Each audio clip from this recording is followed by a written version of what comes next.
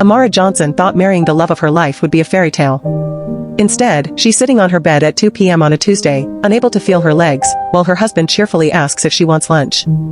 Amara, he says with that devastating smile, you need to eat to keep your energy up. She barely survived their honeymoon, and now he's talking about energy like they're training for the Olympics.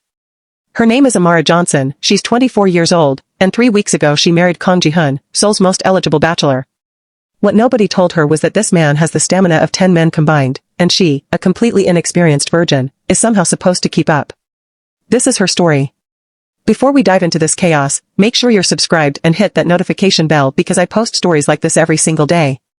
You don't want to miss what happens next. Now, let's get into it. 3 months ago, Amara was living her best life in Lagos, Nigeria, working as a graphic designer for a tech startup. Life was simple, predictable, and honestly pretty boring. Then her company sent her to Seoul for a 3-month project collaboration. She had never been to Korea, didn't speak the language, and had exactly zero expectations beyond finishing her work and maybe trying some good food. But fate had other plans. Day 1 in Seoul, she got completely lost trying to find her hotel. Her phone died, she couldn't read the signs, and she was dragging 2 massive suitcases through the subway station like a lost puppy. That's when she literally crashed into him. Kang Jihoon, 28 years old, 6 feet tall, with sharp features that could cut glass and eyes that seemed to see right through her. He was wearing a perfectly tailored navy suit, and she knocked his coffee all over it. She wanted the ground to swallow her whole. I'm so sorry, she stammered, trying to wipe the coffee off his jacket with her hands, which only made it worse. But instead of getting angry, he just laughed. Not a polite chuckle, but a genuine, warm laugh that made his eyes crinkle. It's okay, he said in perfect English, I have 10 more suits at home. But you look like you need help more than I need this jacket. That's how Kang Jihoon, heir to one of Korea's largest pharmaceutical companies, became her personal tour guide, translator, and eventually, the love of her life. Over the next 3 months, they were inseparable. He showed her every corner of Seoul, from the bustling markets of Myeongdong to the quiet temples hidden in the mountains. They ate street food at 2 a.m., watched the sunrise from Namsan Tower, and talked about everything from their dreams to their fears. He told her about the pressure of being the only son in a powerful family, expected to take over the company and marry someone appropriate. She told him about growing up in Lagos, about her parents' struggles to give her a good education, about her fear of not being enough. With Jihoon, she felt seen in a way she never had before. But there was something she hadn't told him. Something that felt bigger and scarier as their relationship deepened. She was a virgin. Not by some grand plan or religious conviction, but simply because she had never found anyone she trusted enough, anyone who made her feel safe enough to be that vulnerable. Her previous relationships had been shallow, disappointing, and filled with pressure she wasn't ready for. So she had decided to wait until it felt right. But as she and Jihoon grew closer, as his touches became more lingering and his kisses more passionate, she knew she had to tell him. The conversation happened on her last night before returning to Lagos. They were in his apartment, a stunning penthouse overlooking the Han River. There's something I need to tell you, she said, her heart racing. He turned to her, concern immediately filling his eyes. Whatever it is, you can tell me. She took a deep breath. I haven't. I'm a virgin. The words tumbled out awkwardly, and she couldn't meet his eyes. The silence stretched for what felt like hours but was probably only seconds. Then he gently lifted her chin, making her look at him. Amara, he said softly, that doesn't change anything about how I feel about you. If anything, I'm honored that you trust me enough to tell me. 2 weeks later, he flew to Lagos. He met her parents, charmed her entire family, and asked her father for permission to marry her. Her father, a stern man who had never approved of any of her boyfriends, actually teared up and said yes. The wedding was a beautiful fusion of Nigerian and Korean traditions, held at a gorgeous venue in Seoul with both their families present. Her mother wore her best ankara, and his mother wore a stunning hanbok. Amara felt like a princess in her white wedding dress, and Jihoon looked like he had stepped out of a fairy tale in his suit. Everything was perfect. The honeymoon was in Jeju Island, at a private resort that looked like something from a movie. Crystal clear waters, white sand beaches, and a villa that was bigger than her childhood home.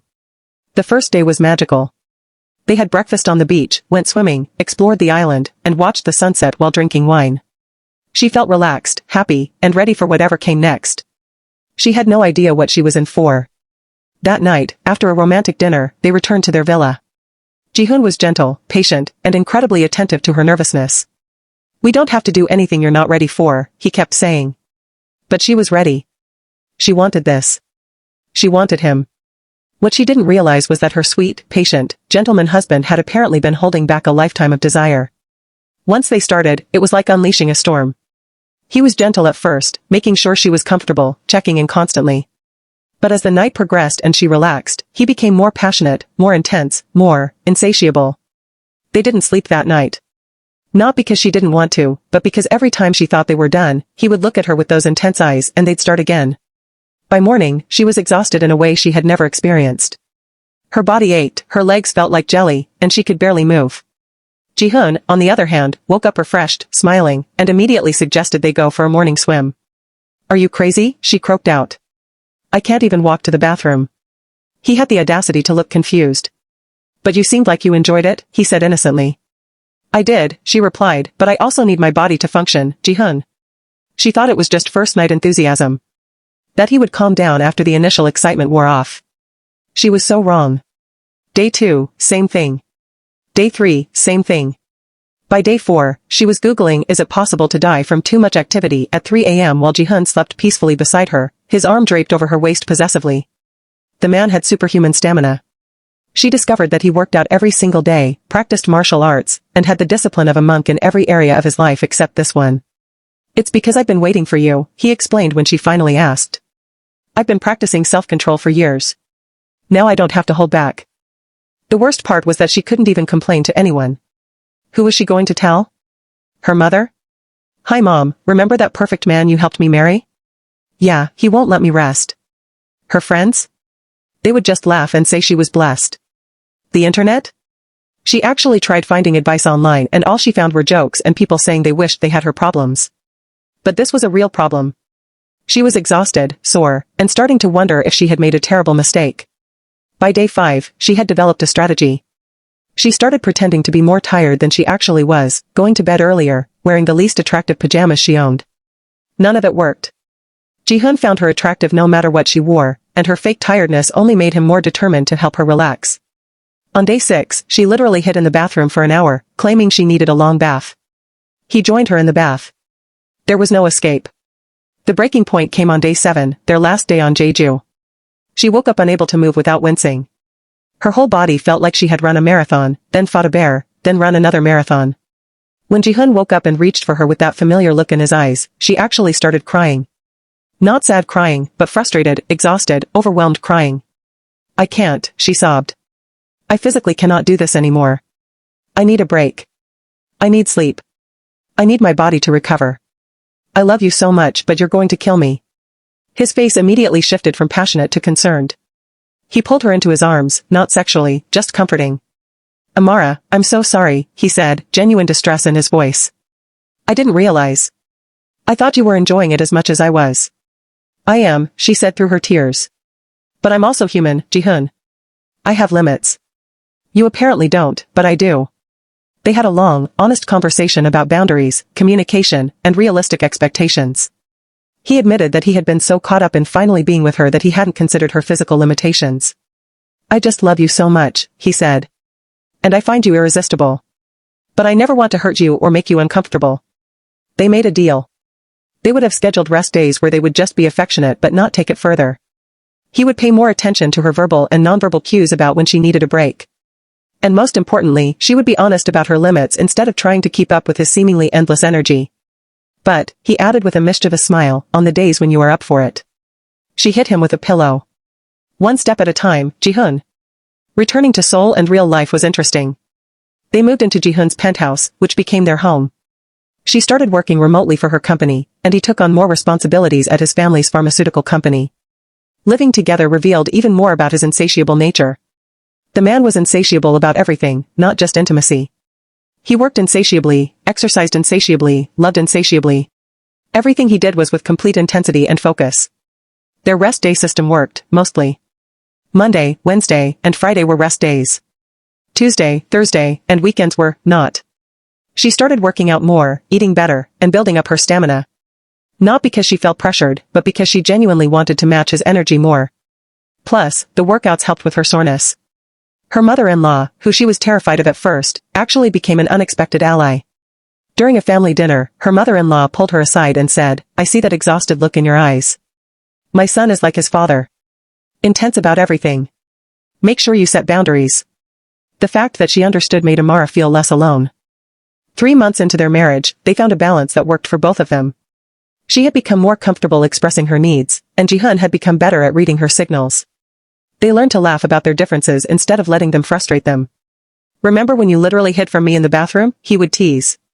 "Remember when you asked if I wanted to relax and I cried?" she would counter. Their relationship became stronger because they learned to communicate about the difficult stuff. But the universe wasn't done testing them. One day, she woke up feeling particularly exhausted, more than usual. The smell of Jihoon's morning coffee made her nauseous. For a week, she felt off in ways she couldn't explain. Then it hit her. She bought 5 pregnancy tests and took them all. Every single one was positive.